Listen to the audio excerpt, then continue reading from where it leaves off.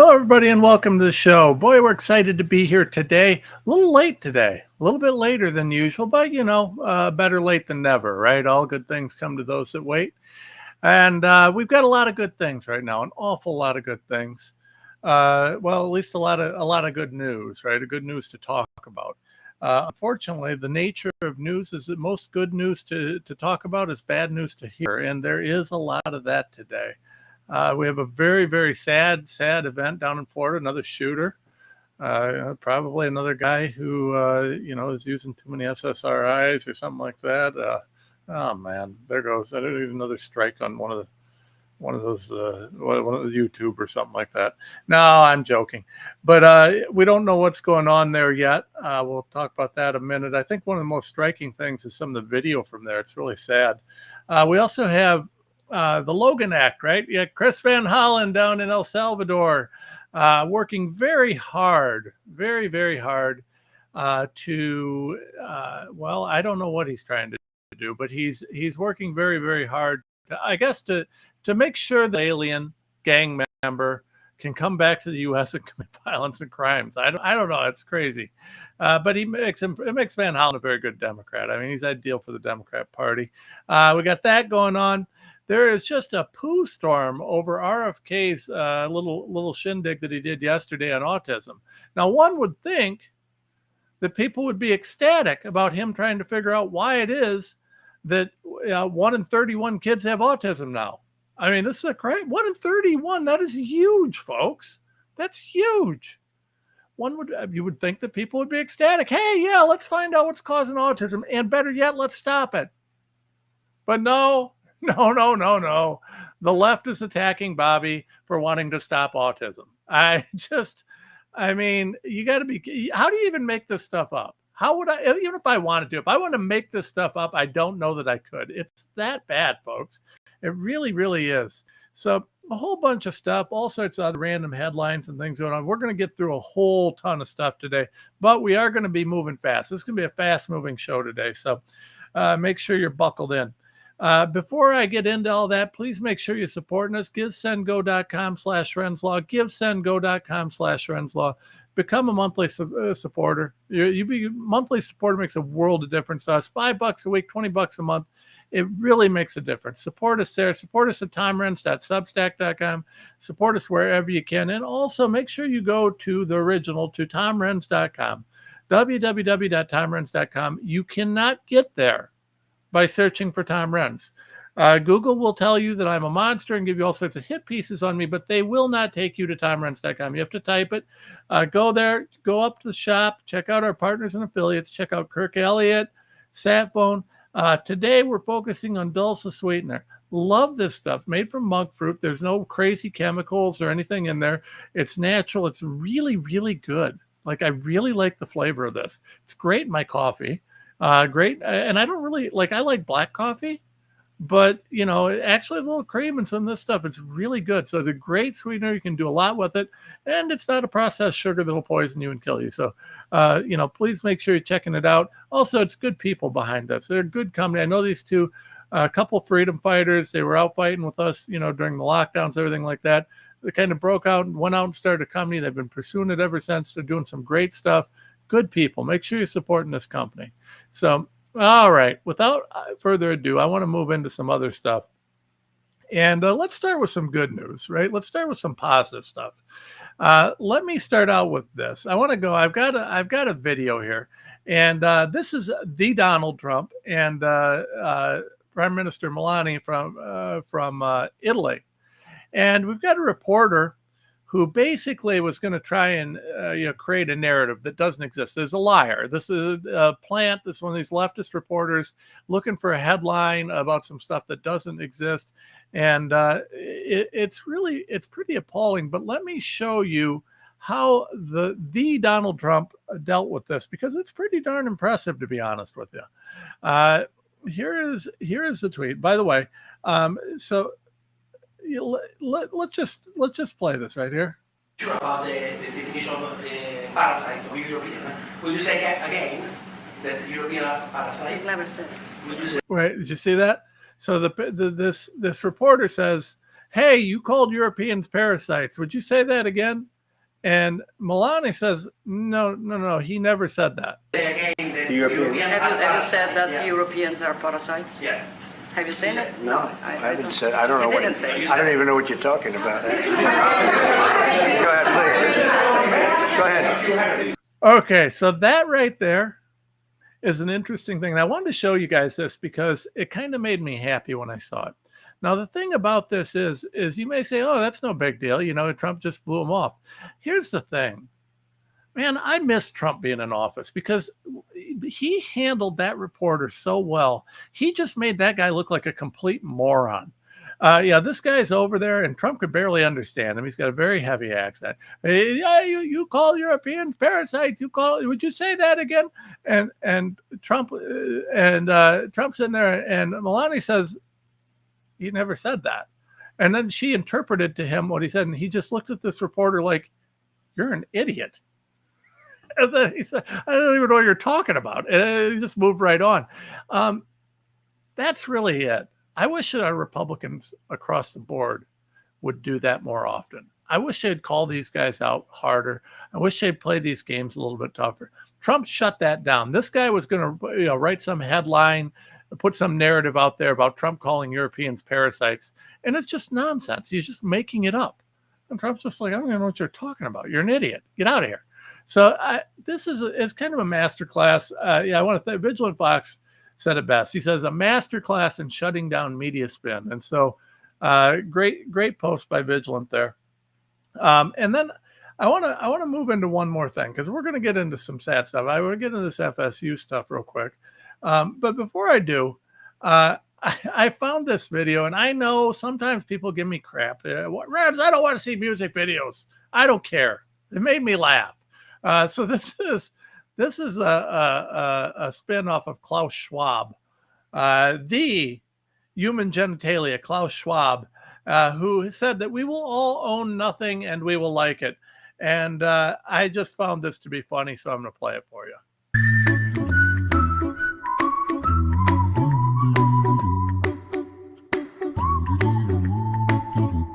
Here's a little song I wrote. You might want to hear it in your pod. You'll owe nothing and be happy. Ain't got no cash, ain't got no car, but 24 booster shots in your arm. Owe nothing. Be happy. You can't even buy shit in the store because of your low social credit score. Oh, nothing. Be happy. Oh, there he is, the choir. You'll own nothing. And be happy. Be happy and eat the bugs. Damn, it feels good. Isn't that beautiful, folks? I love that. That little 1 minute blurb actually summed up the World Economic Forum agenda pretty succinctly. Own nothing, be happy, eat bugs. 24 booster shots in your arm. It's interesting, and yeah, I actually played that for a little bit more. It made me happy. That's the main reason I played it. But I also played it because I think this is a really interesting thing. When we look at what's going on, we see Trump kind of dismantling what's happening on this globalist agenda on a pretty profound level. I mean, he really is, some of his international agreements, his stuff, everything Trump himself is touching is rock solid. Now, I've been critical of some of the people, and I'm fussing about Pam Bondi and, why is no prosecution? I'm waiting for the Epstein list. I got some people I'm fussing about, but Trump himself has been an absolute rock star. He's done incredible. Musk, I think, has done incredible work. We're seeing some amazing things happen. Some amazing things happen with this administration that have the potential for very, very impactful long-term, changes on our whole world, really. These are huge deals. So, it's interesting because, like I said, we've got this battle back and forth between kind of this globalist agenda and then the Trump agenda. And we'll see what happens. But I'm right now very optimistic about where this is all going to go. And If we can just get the DOJ and some of these others to actually do their job, that would be novel, though. I mean, that would be a big difference. All right, let's move on. Let's talk about this FSU thing, right? So this FSU thing is pretty heartbreaking. All right, so you got 5 dead, 4 injured, according to the local news, but this is not official, right? It's not 100%. We don't know for sure what's going on there. We know that there were two shooters, according to this media outlet. One's in custody. We don't know what's going on with the other one, and we know that it is an absolute mess. I mean, now I want to point out something with this, right? So this is obviously a sad, horrible, awful situation, and we don't know what's going on. But I want to show you guys this. I thought this was worth seeing. But what do you see here? See down here? Watch this video. We'll replay here. What you're seeing here is you're seeing these first responders. See the cops? See these guys? Some more. You can see them coming. You see people running, but you see the first responders. You keep going, and there's more. This video is getting a lot of play right now. Now, I want to point something out, right? Because we've heard a lot of stuff, and no one's thanking our blue. No one's thanking our boys and blues. Nobody's thanking our law enforcement. And I want to remind you guys, so I want you to think about this. These guys right here, there's someone running around with a gun, or 2 people running around with guns shooting people, right? They're killing people. They're obviously willing to shoot and kill people. It's an active shooting situation. You know, the cops are getting all these calls, hey, help, help, help, help. And, you know, everybody's locked down, and it's terrifying. These guys are running into it, right? They're running to look for the guy with the gun. They're running to find the guys who are trying to shoot people. Everybody else is sprinting the other direction. These guys are running to them.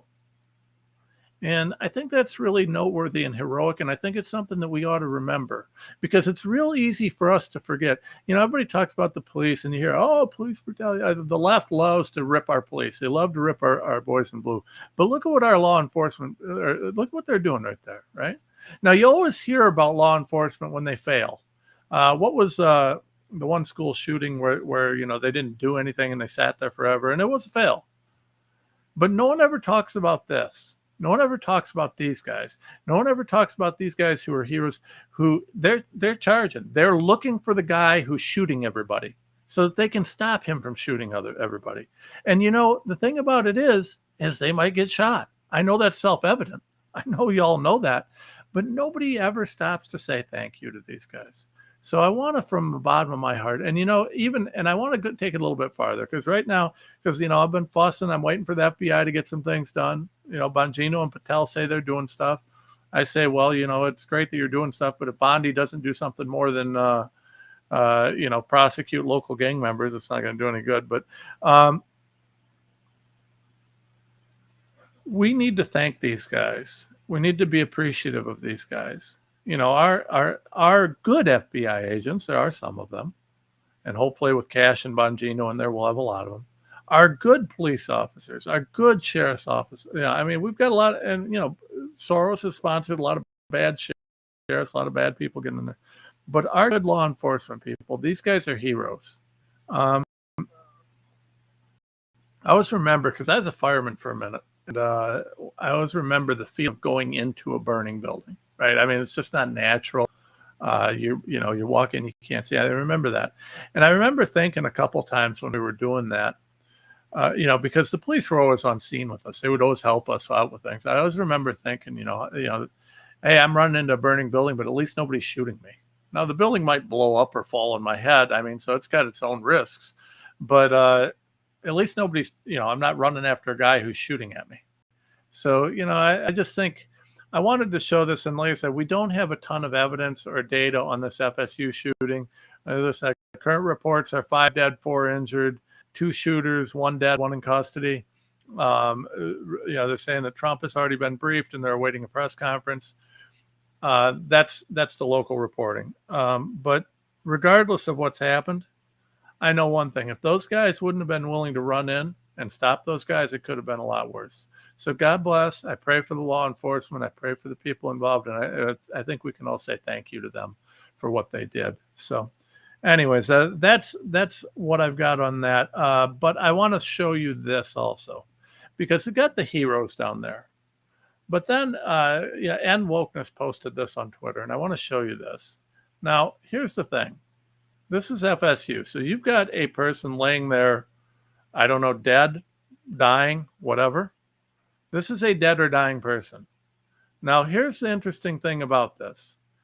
The person walking by, not stopping to help this person, not doing anything, has a phone in their hand. They're videoing this person laying there bleeding to death or dying or something. They're just walking. And they're drinking Starbucks. Watch this. Watch this.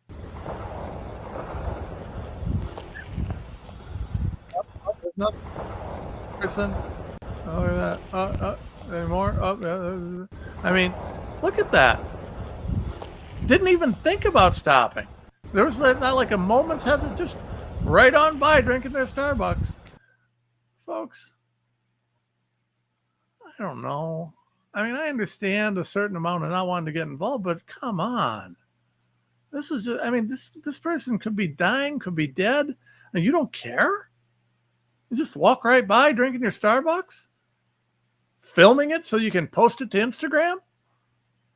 I mean, what's wrong with people? What's wrong with that? That is a person. Well, they're drinking Starbucks and they're at university, so I'm guessing it was a leftist. But I mean, still, yeah. What? How do you do that? I mean, I couldn't do that. I couldn't. I couldn't. I just don't understand. It's sad. It's sad that we've gotten to a point in our country where our respect and love for life and humanity is so bad that you see someone laying there bleeding, maybe dying, maybe dead, and you can't even stop. I mean, there's no one here. There's no help. There's no one coming. You got a cell phone in your hand. Can't you stop, see if they're okay, and call the police and be like, hey, I got someone here dead or dying? I mean, can't you at least do that? I understand you may not be a doctor or know what to do, but really? Just going to grab your, well, this will be interesting on Instagram. I don't know, folks. I don't know. I mean, I think it's sad. I think it's sad, and I think it's just, it's a shame that we've gotten to a point where we really have, we're just kind of given up on each other. We're giving up on humanity, giving up on just basic human caring and dignity. So anyway, I'm not going to lecture about it, but I found that to be a little bit tough for me to look at, because it was like, I don't know, we just ought to be better. And there's a fair bit of that right now, right? So like when I look at some of these different things going on in the country, I mean, there's just this kind of jadedness. And I'm hoping that as we start bringing our country back from the leftist brink that it was on, that we can kind of get back to some humanity on this, because it's sad and it shouldn't be this way. All right. Headline: majority of Americans now support deportation of all undocumented immigrants or illegals. How about we just say illegals, right? So some poll came out. 56% of Americans, 56% are now supporting deportation of all illegals. All of them. Not most, not some, every single one of them. Why? Well, because, listen, here's the problem. I get that there are some good people that have come across this, come to this country illegally. People who have been refugees, have been this. But how do you distinguish? How do you distinguish between the good guys and the bad guys? And frankly, our country can't take care of its own. We have trillions and trillions of dollars in debt. California has, tried to take care of these illegals, and now they're broke and they're asking for a bailout because, Medi-Cal is about to collapse under the weight of the illegals. We can't take care of our own. And yet, the Democrats and the left want us to try and, deal with all these. People are just done with it. And when you see these illegal alien monster criminal gang members that they brought in, there's not a whole lot of compassion left, right? I mean, these are bad people, bad people, right? And people are just sick of it. They don't want to see any more Lincoln Rileys. They don't want to see any more of that. So, it's like, listen, we need to, I personally believe we got to fix our immigration. There should be a path for people who want to come into this country legally to do so, that works and that's effective and efficient, makes sense. And, we get to decide how many we're willing to take and when and where and how. And, but at the end of the day, you can't take care of someone else's house if you can't take care of your own, right? You just can't. So you got to take care of home first. And we've got a situation where our country we're struggling. We're in a bad spot. So, people are waking up to this, right? Except for Senator Chris Van Hollen. Now, Chris Van Hollen, for anybody that's not watching, Chris he's gone down to El Salvador because he is really upset about Kelmer Abrego Garcia, who was an MS-13 gang member, Trendalagua gang member, I don't know, some gang member that got deported, right? And he's really mad that this guy's down there because there was some sort of an error with this guy's paperwork, something like that. And he wasn't technically supposed to be deported quite yet because they had to finish up. Like I said, the paperwork was filed wrong. Some paperwork issue. It's stupid. So that's happening, and the Democrats are having a stroke because this gang member was deported, and nobody's trying to argue he's a good guy. I mean, they tried this for a minute, except for we've got the police reports of him apparently beating up his wife and doing all sorts of other things. I mean, the guy just, it's just unbelievable, right? And meanwhile, here's what Americans. Let me show you what Americans are thinking. Let me show you this. This is really important. This is Rachel Morin's mother, and let me show you what she had to say. Ready? Feels like to carry a baby in your womb, or to feel those first kicks, or to know just intuitively if it's a boy or a girl. It's only a thing that a mother knows.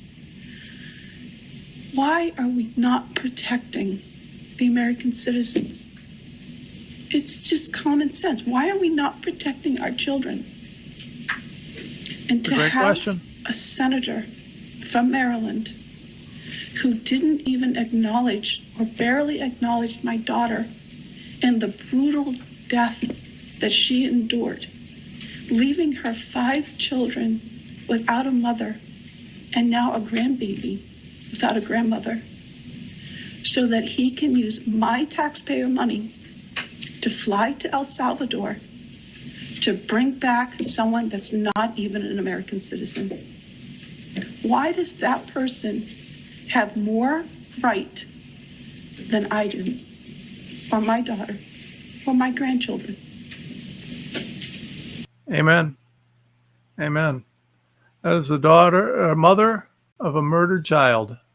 That is the mother of a child who was murdered because of Joe Biden's open border policy, because the Democrats want to protect illegal alien gang members and rotten people, and because of people like Chris Van Hollen, who are now, down there advocating. Can you imagine, folks, how far have the Democrats fallen? Can you imagine the Democrat Party having a senator go down, press conferences, the whole thing, to talk about how he wants to bring back an illegal alien gang member who had domestic charges against him for beating his wife? I mean, this is insane. This guy is, MS-13 apparently beat his wife up. Chris Van Hollen's going to go fight for that. Now, meanwhile, Rachel Morin's mother, her baby's dead. Her baby's dead because of someone just like this. Can you imagine Van Hollen doing this? Can you imagine how politically tone deaf? I mean, the Democrats, they're down. They're first of all, 56% of Americans want to deport everybody, criminal, gang member or not, because they're all criminals. Then you go down there and you go out and you start supporting the idea of bringing back a gang member with domestic violence charges. I mean, seriously? Van Hollen's an idiot, but it's about right for the Democrats. It's about right for them. And when you look at this, here, let me show you Van Hollen. Let me show you this peach of a human being. Here you go. Let's play this. I wasn't going to play this, but I'm going to play it. I also told his wife and family that This is I would Van try Hollen. to meet with Mr. Abrego Garcia while I was here. Yeah, he's fighting. So for I him. asked the vice president if I could meet with Mr. Abrego Garcia. And he said, well, you need to make earlier provisions to go visit You got to call Trump. CCOT. I said, I'm not interested at this moment in taking a tour of CCOT. I just want to meet with Mr. Abrego Garcia. He said he was not able to make that happen. I asked, he said he need a little more time. Anyways, listen to this. Listen to this guy. He is at war fighting to get a murderer. Well, I can't say the guy's a murderer, but a gang member, an illegal gang member, back into this country. Can you imagine that? This is what the Democrat Party stands for. Now, I do have a kind of an interesting thing on this, right? So a lot of people are talking about the Logan Act, right? And the Logan Act and whether Van Hollen is in violation of the Logan Act. And so let me give you a little rundown of this, right? Because this is worth talking about. I mean, Van Hollen is clearly kind of pushing the limits here. But so first of all, the Logan Act is a big deal in the sense that it's been weaponized. It's something that they've been using politically. They used it against General Flynn, Trump, a bunch of people. Democrats love the Logan Act, except for when they're violating it. And it's 18 USC 953, right?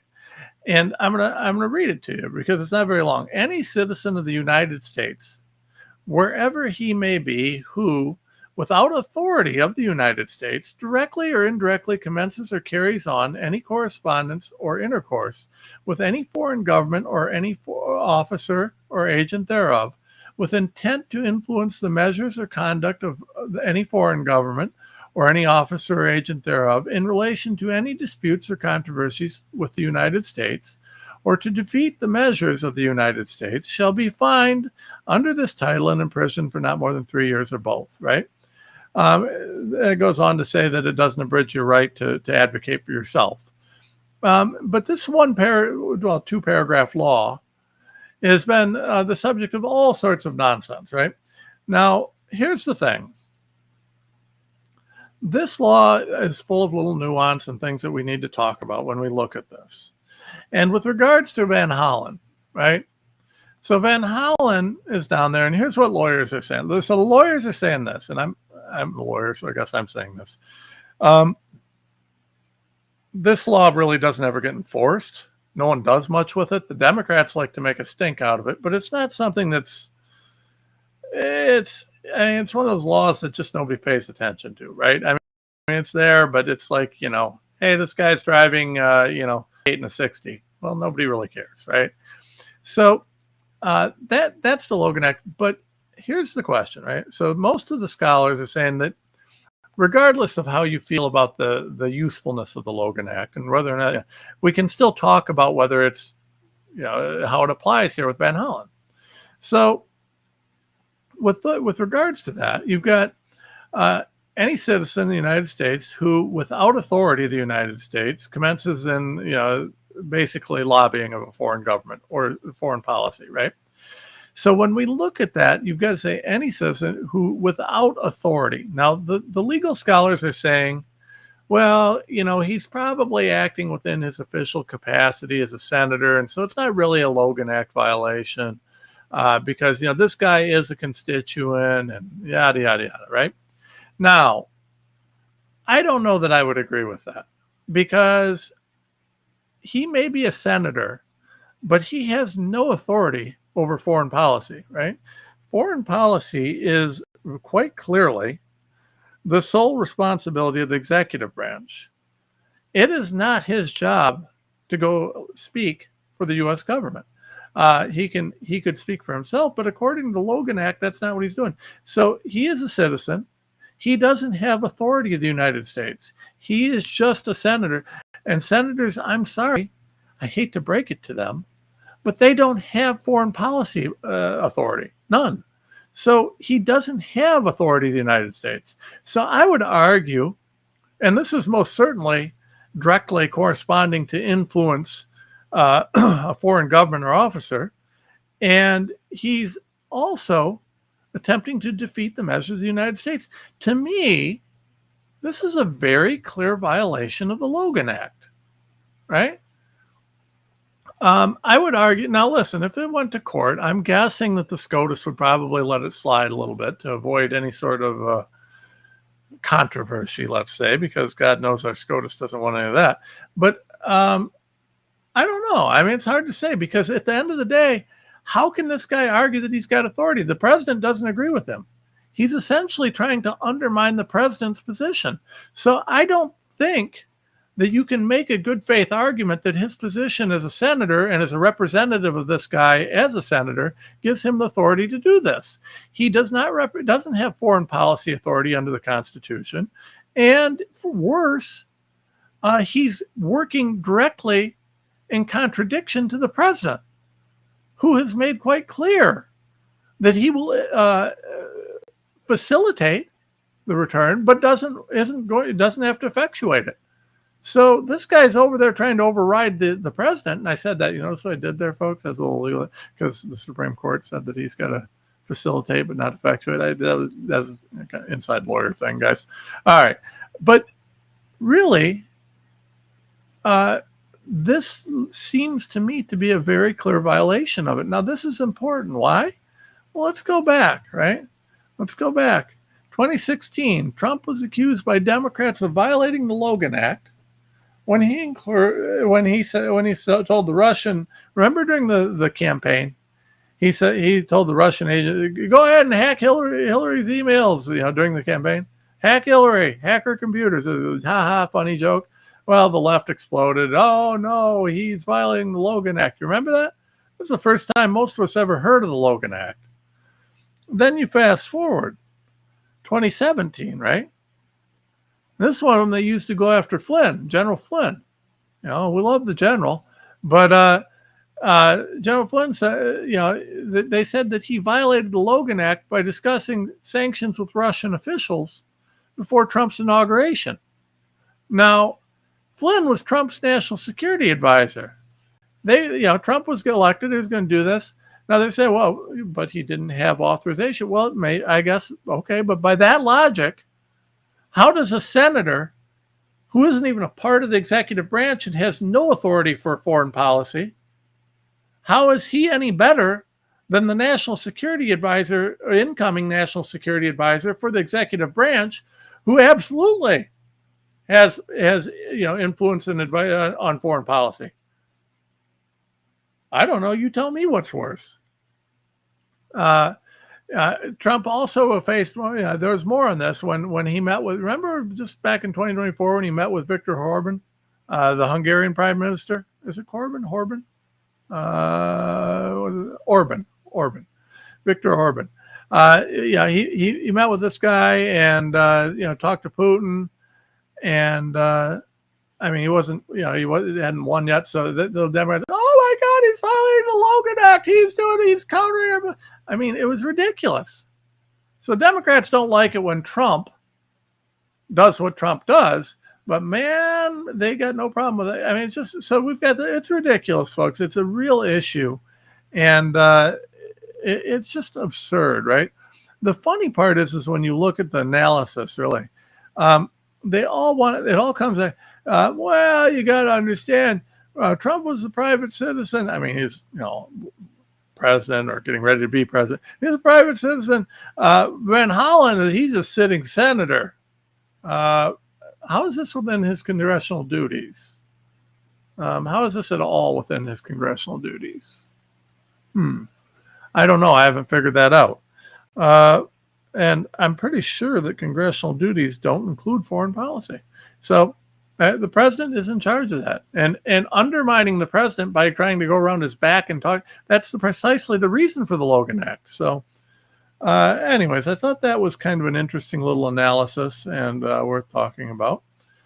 And speaking of illegals, and speaking of all that they're doing to try, and the Democrats are doing to bring them in and to allow them in there. Let's talk about one of the most racist universities in America. That would be Harvard. That'd be Harvard. So Harvard is absolutely, apparently they're anti-Semitic too. I mean, I don't know. I don't really know, but apparently Harvard, they're refusing to overturn. So Trump puts out his executive order. No, we're not funding DEI anymore. We're not funding DEI. We're done with that. Harvard says, nope, we're going to keep doing DEI. So Trump says, okay, we're going to cut your grants. So we got this back and forth going on. Well, Kristi Noem, who I give a hard time to because she's always dressed up like a Barbie and running around in her camels and trying to look all tough. It's like, man, I always like, by the way, let me get this off my chest. I've always liked Kristi Noem. I thought she did a good job as governor. I thought she was boneheaded in her dog comment thing, putting down the dog. I mean, I get that's a thing and I get it happens, but it just, you probably don't need to talk about it. But I always liked Kristi Noem. And, she gets this thing at the Department of Homeland Security and like, I don't know what the heck happened, but like, she literally cannot go a day without being on camera wearing something completely ridiculous and but still trying to look like a Barbie doll, right? I mean, her makeup's perfect, her hair is perfect, but she's in camos carrying a machine gun with a bulletproof vest. I mean, and then, like there was the image where she had the machine gun pointed at the agent's head because I'm pretty sure they probably gave her an unloaded gun. But yeah, I mean, it's just, I really like Kristi Noem. I really want to like Kristi Noem, but for God's sakes, just quit. Do the work. We want to see you do the work. We don't care what you look like. We don't care if you want to play pretty dress up girl, whatever. I mean, that just doesn't matter to us.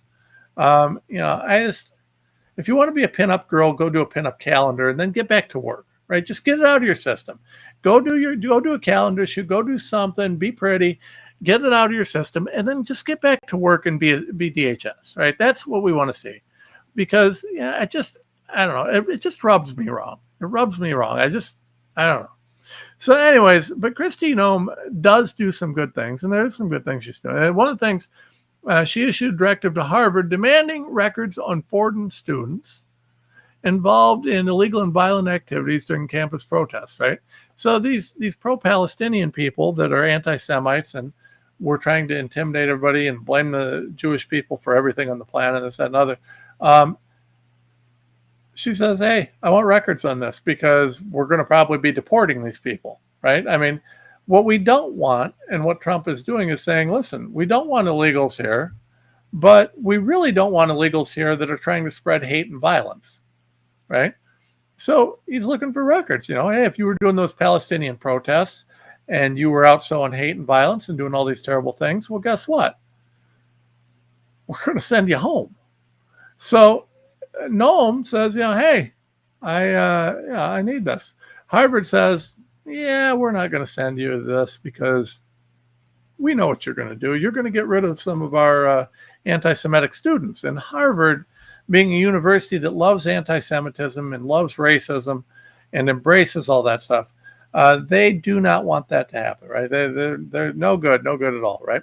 So Noem actually, and I like this, she threatened to revoke Harvard's ability to enroll foreign students. Now, this is a big deal, folks, because Harvard, of course, they want foreign students. They want this diversity of members, all these different things. So this is a pretty big deal. And she reminded them, having foreign students is a privilege, not a right. And so what that means is that, hey, you want to participate in this program, you got to play by some rules. And so I really enjoyed that. I got to be honest with you guys. I actually really liked that. I think it was a great move. And I think the Barbie doll Kristi Noem She gets kudos on this one. I mean, I like it. Like I said, if I could just get her to, like I said, just do what you got to do. Get it out of your system, but get to work. Quit with the damn posing and pinup stuff. It's dumb. It's dumb. It doesn't work for anything. So this is by the way huge in the media. This is everywhere. Oh my God, how could Trump do that? How could he withdraw? I mean, just everywhere. So we'll see what happens with this, but it's a very story. All right. Bobby Kennedy. Okay. So Bobby did a presser yesterday. Let's look at Bobby's presser. Okay. This is Bobby's presser. Sir, this is an individual tragedy as well. Autism destroys families. More importantly, it destroys our greatest resource, which are our children. These are children who should not be suffering like this. These are kids who, many of them were fully functional and regressed because of some environmental exposure into autism when they're 2 years old. And these are kids who will never pay taxes, they'll never hold a job, they'll never play baseball, they'll never write a poem, they'll never go out on a date. Many of them will never use a toilet unassisted.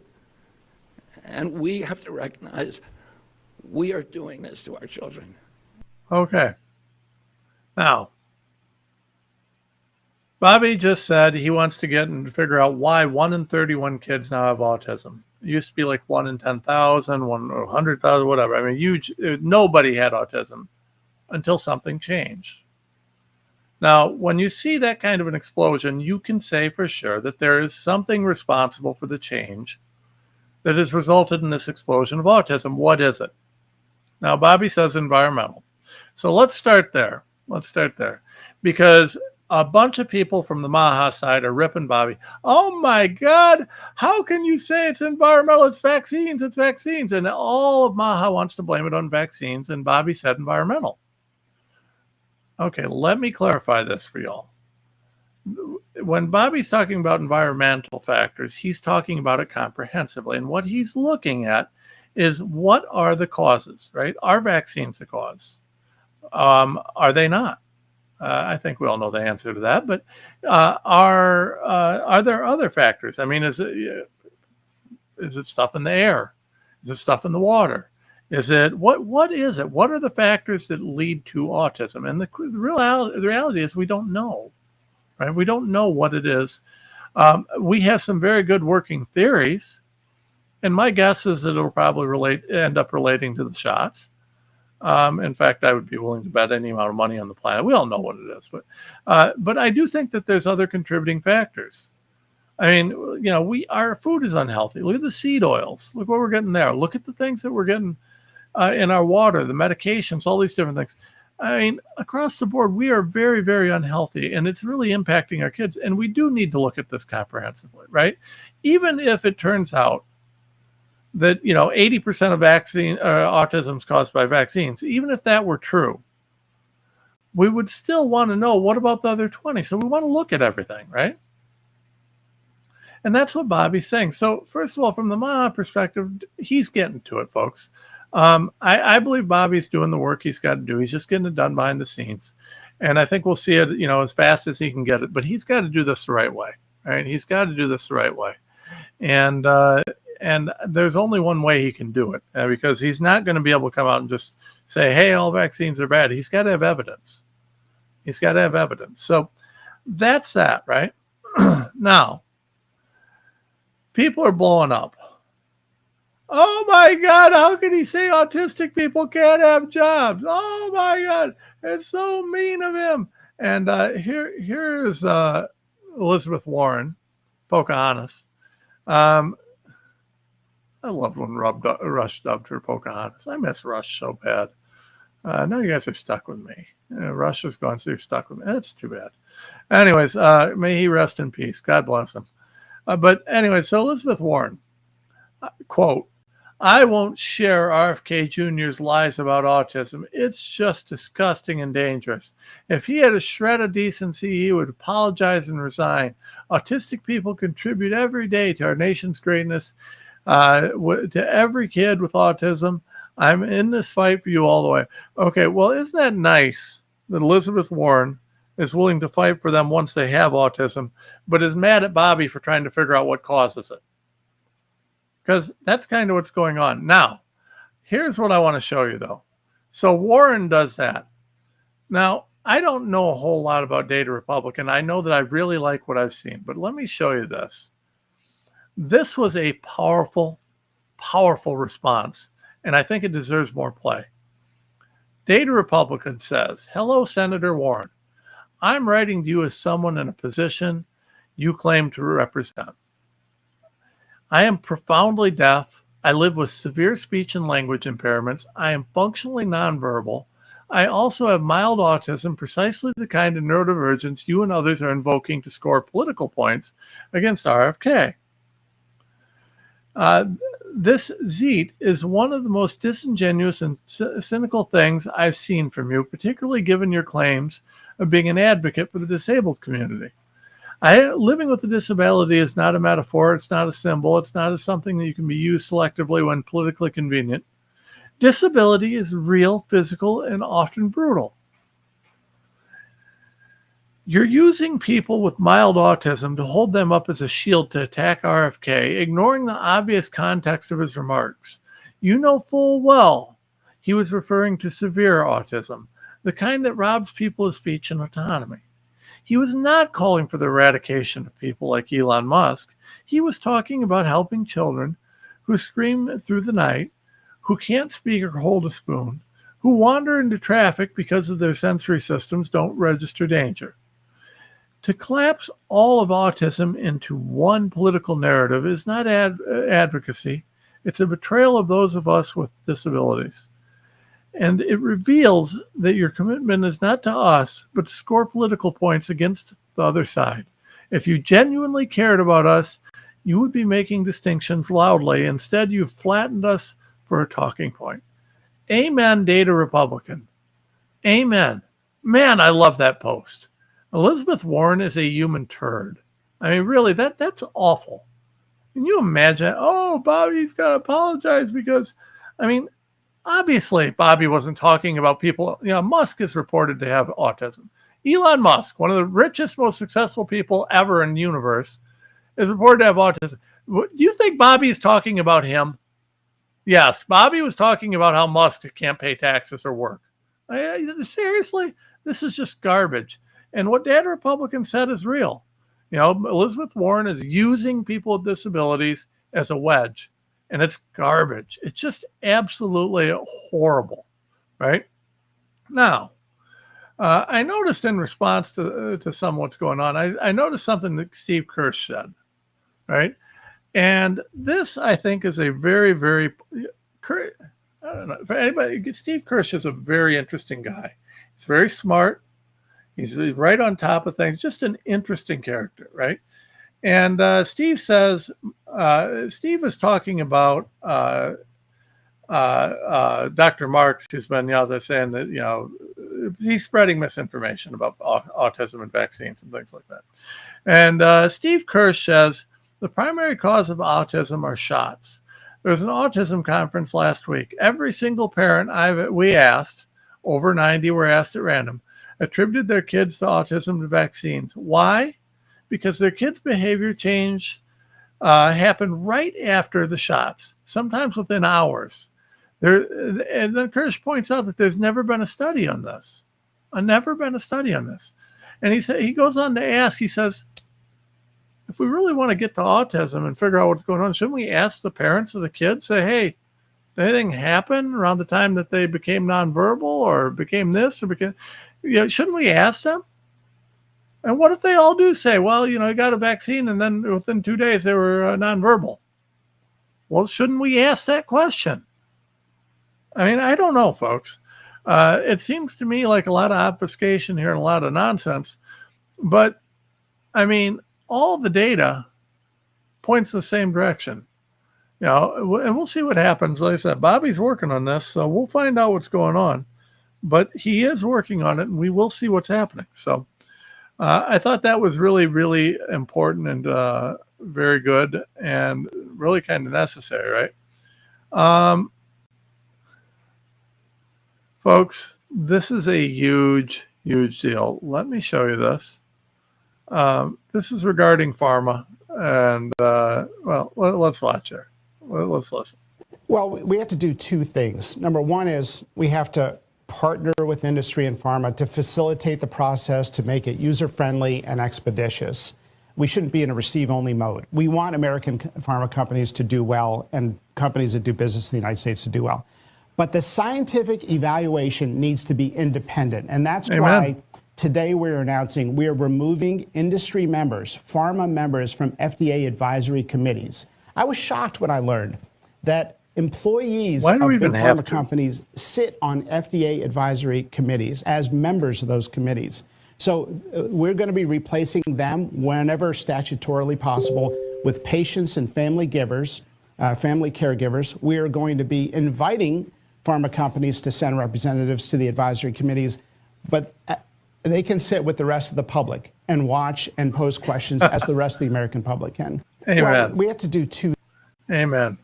I love that. I love that. I think that is huge. That's another big one for Bobby. Do you understand? So do you guys know that the approval process for one of these drugs are pharma submits its own report, its own studies on its own product? I mean, then FDA just rubber stamps it. I mean, these guys are trusting big pharma to do their own studies of their own stuff. Can you imagine that? Then consider the fact that not only are they doing their own studies on their own stuff, that the studies are then reviewed by people who work for big pharma or are involved with it. I mean, the advisory committee. It is egregious and abhorrent and ridiculous. How does that even happen? I mean, we know it's corruption, but wow. I thought that was a pretty profound deal. Now, next one, this one's a little upsetting to me, right? This one's a little bit upsetting to me. So you guys know the story about Austin Metcalf and this Carmelo Anthony thug monster, right? So Dominic Alexander is a lawyer. He represents Carmelo Anthony, right? Now, understand, Anthony just killed this kid in cold blood. No justification at all. Just killed this kid in cold blood. And I understand everybody deserves representation at trial, but I gotta be honest with you. There's a reason I can't be a criminal defense attorney on cases like this. I just don't think this guy just. Anyways, so. Enter Dominic Alexander, who is his defender. Let's hear this. Let's hear what this guy has to say. And all I'm going to say, so it don't be asked later, is that was disrespectful and just shows you all the character who is not invited. He knows that it's inappropriate to be near this family. But he did it. Okay. Well, and so I say to people, actions speak louder than words. Okay? What he has failed into is the political operatives that want to make this thing a political thing of hate, yet bigotry, and yet racism. We have conservative operatives that have been posting nonstop about this case. I'm going to probably post something about it when the show's over. But so do you know who he was talking about, folks? You know who attorney Dominic Alexander was talking about that he said was wildly inappropriate? Austin Metcalf's dad. The kid who Carmelo Anthony murdered, his dad showed up at the press conference. Now, mind you, these guys have raised $500,000. They've got a new luxury house, living the good life, all off of the murder of Austin Metcalf. So his dad shows up at the press conference, and this clown, this Dominic Alexander, has the audacity, the utter audacity, to chastise the parent of the murdered child for coming to this press conference. Are you kidding me? Can you imagine the nerve of this monster? I mean, this kid literally brought a knife. This Carmelo Anthony literally brought a knife to a track meet. And you've seen the video. Swats his backpack or something and stabs him in the heart. I mean, you've got to be kidding me. You're gonna try and defend that? Anyways, then he's got to bring in the race baiting, because I mean, this guy's obviously a racist. I mean, I don't know what race has to do with this, but this guy's a racist, so everything's race. So, anyways, all right, one last thing, and then we're gonna call it a day here, folks. Donald Trump again. Let's go back to good news. Donald Trump stops World War III. Congratulations, yay, Trump. But no, in all seriousness, apparently Israel was getting ready to do some big military strikes on Iran, and they were going to blow stuff up. And this is an important one, because the report is that Trump said, no, hey, we're stopping this. We're going to have talks instead. We're not doing a war. Now, this is interesting, because there's a lot of people on the right side of the political spectrum, my side of the political spectrum, who like to grumble about Trump. Oh, he's owned by Israel. He's owned by this. He's owned by that. Well, he stopped them from doing this war thing that they want to do, right? And I got to be honest with you, folks. I don't know. Like, I got a real issue with the way a lot of people on the right are dealing with Israel. Is the country corrupt? Sure. But I see my brothers and sisters, my conservative brothers, not all of them, just some of them, who are like constantly hating on Jewish people and everybody else, and it's like, to me, I just don't get that, right? Because America's corrupt. But it's not my fault. I don't like it. I voted for Trump. I've been fighting it for years. Just because you're Jewish doesn't mean that you're okay with corruption. Just because you're from Israel doesn't mean you're okay with corruption. Yes, the country's corrupt, but so's America. So's every other country. So I don't care for the characterization. And I thought this was an interesting thing because, like I said, and I got no problem. I'll tell you, I've told you guys the stuff I don't like that Trump's doing, but this one I liked. And he stood up. He said, no, we're not going to World War III over whatever it is you guys are. We're not doing that. So, I mean, I like that because I don't want our kids involved in wars. I don't want our kids going, getting drug off to wherever. I want our kids, just being kids, being Americans, loving life, doing the things that American kids are supposed to do. So anyways, that's a huge one. But I think it's really characteristic of what Trump's doing. He's doing a great job. So anyways, I appreciate you guys all listening. Like I said, a lot of stuff today, but I think we got most of it in, and we will be back tomorrow.